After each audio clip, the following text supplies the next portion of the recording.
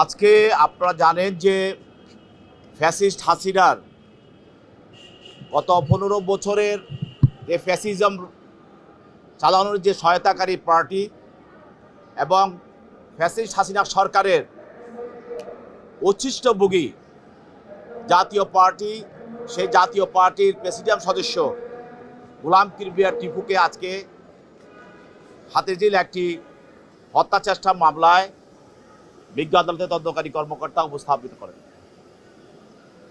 তদন্তকারী কর্মকর্তা বলেন যে গত 8/2/18 তারিখে বিএনপির চেয়ারপারসন বেগম খালেদা জিয়া, সাবেক প্রধানমন্ত্রী, তিনি যখন গুলশান থেকে তার বক্সিবাজার যেখানে বিচার হয় আপনারা জানেন, মাদ্রাসা আলিয়া মাদ্রাসায়, সেখানে যাওয়ার পথে তাকে এবং তার গাড়ির বহর মগবাজার মোড়ের এখানে টঙ্গী ডিভাইশন রোডে যখন গাড়িটা পৌঁছে তখন তাকে জাতীয় পার্টি এবং আওয়ামী লীগের কর্মীরা যৌথভাবে সেখানে আক্রমণ করে এবং দেশীয় অস্ত্র, রামদা, রড এবং সেখানে পিস্তল এবং অন্যান্য আগ্নেয়াস্ত্র সহ তারা সেখানে আক্রমণ চালায়। সেখানে সেদিন দেশনেত্রী খালেদা জিয়ার গাড়িটাও ক্ষতিগ্রস্ত হয় এবং তার গাড়িতে যারা বহরে ছিল তাদেরও গাড়িগুলো পুড়িয়ে দেওয়া হয় এবং তাদেরকে বেদম মারপিট করা হয়, রক্তাক্ত জখম করা হয় এবং কুপিয়ে কোপানো হয় এবং অনেকে গুলিতে আহত হয়, তাদেরকে হসপিটালে পরবর্তীতে ভর্তি করা হয়। তখন যেহেতু দেশে একটা প্যাসিজম ছিল, স্বৈরাচার ছিল, তখন মামলা দায়ের করা সম্ভব হয় নাই।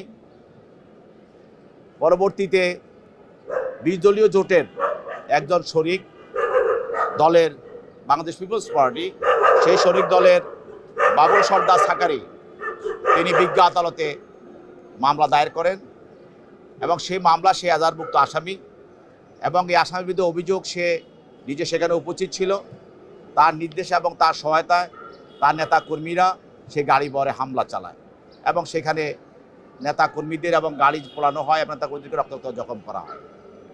আজকে তার পক্ষে তার আইনজীবীরা জামিনের প্রার্থনা করেন এবং তার বিজ্ঞ আদালত উভয় পক্ষের শুনানির পর তার জামিন নামঞ্জুর করেন এবং তাকে CW মূলে জেল হাজতে প্রেরণ করেন। এই গোলাম কিবরিয়া টিপু, সে টিপু লঞ্চের মালিক, বরিশাল অঞ্চলের। সে জানেন যে কাউকে সে সিন্ডিকেট করে কাউকে সে ব্যবসা করতে দেয় নাই, একচেটিয়া সে ব্যবসা করেছে এবং সে মুলাদি বাবুগঞ্জ যে আসন, সে আসনে সে বিএনপির একজন প্রার্থীকে 18 সালে যে ভোট ডাকাতির মাধ্যমে সে হারিয়ে দিয়েছিল এবং নিজকে অন্যকে সে সহায়তা করেছিল, নিজে ভোট বাক্স ভর্তি করে নিজ কেন্দ্র, যেগুলো তার এলাকার কেন্দ্র।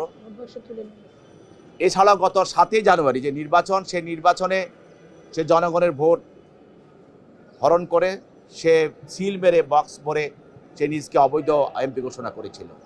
তো সে যেহেতু এই স্বৈরাচার ফ্যাসিস্ট হাসিনার একজন সহযোগী এবং ওই ঘটনার সঙ্গে, যে ঘটনার নাম বললাম, সে ঘটনার সঙ্গে সে জড়িত থাকার কারণে তদন্তকারী কর্মকর্তা তাকে আজকে গ্রেপ্তার করে আদালতে উপস্থাপিত করা হয়। পরবর্তীতে তাকে রিমান্ডে চাওয়া হবে। রিমান্ড তদন্তকারী কর্মকর্তা প্রয়োজন তাকে পরবর্তীতে রিমান্ডে আনার প্রার্থনা করতে পারে। আমি এই মামলার বাদী একজন কোয়েশনেবল ক্যারেক্টার, সে সময় সুযোগ বুঝে নিজের স্বার্থে নিজেকে রক্ষা করার জন্য, তার বিভিন্ন প্রতারণাকে ঢাকার জন্য বিভিন্ন দলের এবং ক্ষমতাসীন দলের আশ্রয় নিয়ে থাকেন। এই সুযোগটি এই মামলার বাদী এই মামলায়ও নিয়েছেন। 2018 সালের ঘটনাকে কেন্দ্র করে এই মামলায় 65 জনকে আসামি করেছেন। যেই মামলার অসংখ্য আসামির নাম, ঠিকানা, পিতার নাম অশুদ্ধ ভুল তথ্যের ভিত্তিতে এই মামলার বাদী এজাহারের কোথাও উল্লেখ করে নাই এই মামলার আসামিরা কোন আসামিকে 326 ধারার অভিযোগে আক্রান্ত করেছেন, আহত করেছেন। বাদী নিজেকে দাবি করেছেন যে আমি আহত ছিলাম, উনি কোন হাসপাতালে ছিলেন, কত তারিখ ছিলেন, এই মর্মে একটি চিকিৎসাপত্র সংযুক্ত করে নাই। এবং কোন হাসপাতালে চিকিৎসাধীন ছিলেন সেই হাসপাতালের নামটিও বলে নাই। ভাই সামনে ক্লিয়ার রাখবেন, সামনে ক্লিয়ার রাখবেন, সামনে সবাই ক্লিয়ার রাখবেন, আমরা দূর থাকবো।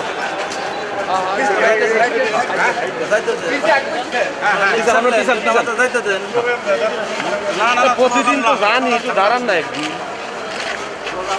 আমার সাইড টিপু ভাই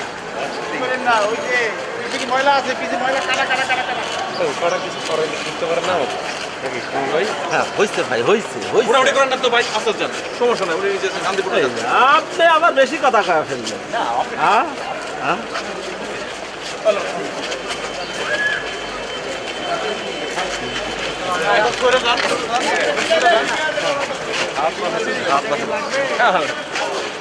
হাতে কি বুঝায় না, আস্তে আস্তে লাগলো, পায়ে লাগলো, পায়ে লাগলো, লাগলে পরে